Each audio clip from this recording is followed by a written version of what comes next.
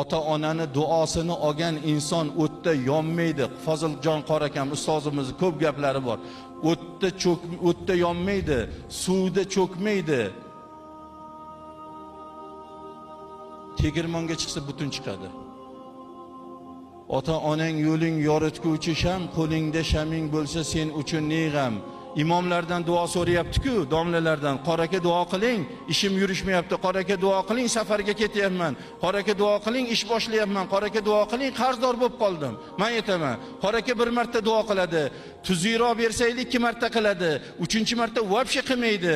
Ota-onangiz bersaz ham qilaveradi, bermasaz ham qilaveradi. Qaytaga bera olmayotganini ko'proq qiladi. Shuni ham beradiganlardan qilgin, ishini o'nglagin, akasidan kam qilmagin deb. Bunaqa duoni qattiq kim qilib beradi? Ka'batullohning imomi ham qilib bera olmaydi ota-onangiz qilgan duosini. O'shaning uchun ota-onani duosini olish kerak. Hayotingda madad kerak bo'lsa deydi. Madad so'zini teskarisiga o'qigin. Madad so'zini teskarisiga o'qisa dadam degan so'z chiqar ekan. Hayotingga ma'no kerak bo'lsa ma'no so'zini teskarisiga o'qigin deydi. Ma'no so'zini teskarisiga o'qsa onam degan so'z chiqar ekan. Ey inson deydi. Hayoti dunyoda sani madading ham, sani ma'noing ham shu otang va onangdir dedilar. Voy bu akamiz aytdilar-ku, otasi bolasini yelkasiga qo'yib kim zo'r deganda 2 marta men zo'r degandi. Nimaga? Otani borligi uchun shu gapni aytayapti. Otani duosi shu gapga majbur qilyapti.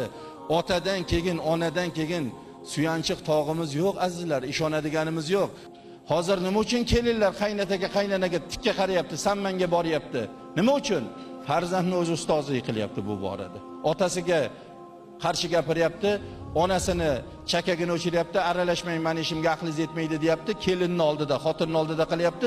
Xuddi shuni ishga ketgandan keyin xotini qaynanaga shu muomalani qilyapti. O'shaning uchun qaysi bir xonadonda ota-onani qo'li o'pib peshonaga surilar ekan. Tasavvur qiling. O'g'lingiz keldida qo'lingizni o'pib, ota duo qiling deb duo so'rasa, nimani so'rab bermaysiz? Qani? Bormi birorta qizg'anadigan, yashiradigan narsangiz? Mana buni bugundan qilish kerak azizlar. Ertaga kech bo'lib qolishligi mumkin, chunki bu qo'l yo'q bo'lib qolishligi mumkin oramizdan. Ana shu uchun ota-onani qo'lini o'pib, bugun duo olaylik.